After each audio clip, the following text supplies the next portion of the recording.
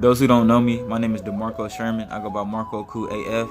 And before I was breaking down movies, TV shows, and games, I always came with videos to where it creates the great foundation of meditation, spirituality, etymology, terminology, whatever the case may be. I've always came with the information.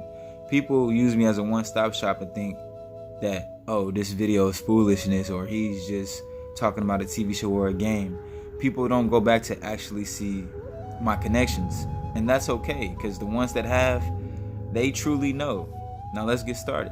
For each level of consciousness, there is an associated geometry. An associated geometry that completely defines how the specific level of consciousness will interrupt the one reality.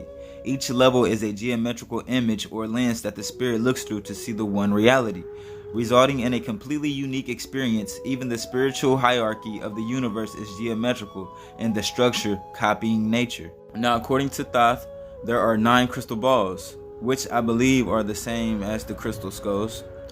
They're beneath the Sphinx, one inside the other. Archaeologists and physics have been searching for these crystal balls for a long time. It is an ancient legend. It is said that these crystal balls are somehow connected to the consciousness of the earth, to these 3 levels of consciousness that the humans are now experiencing. And this picture, what you see here, is them actually measuring consciousness. At this point, I think they can measure anything.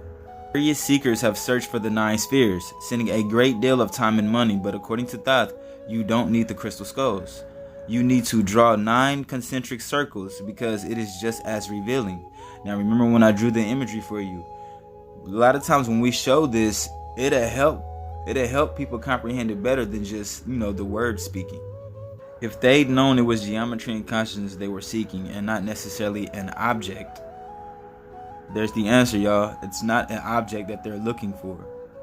It states that the knowledge would have came easier. According to Thoth, if you were to approach a planet you've never seen before and wanted to know the different levels of consciousness being experienced on that planet, you would take some of the little beings on that planet and measure them, assuming you can get them to hold still long enough.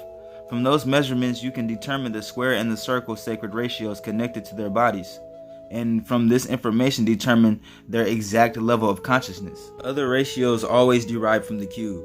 They are used to determine the levels of consciousness in other than human forms, such as animals, insects, and ETs. But in this case, for humans, it's the circle and the square.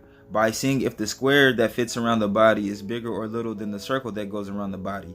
And by exactly how much, you can determine interpret the reality, exactly the level of consciousness they're on. There are quicker ways actually, but this is a fundamental to existence.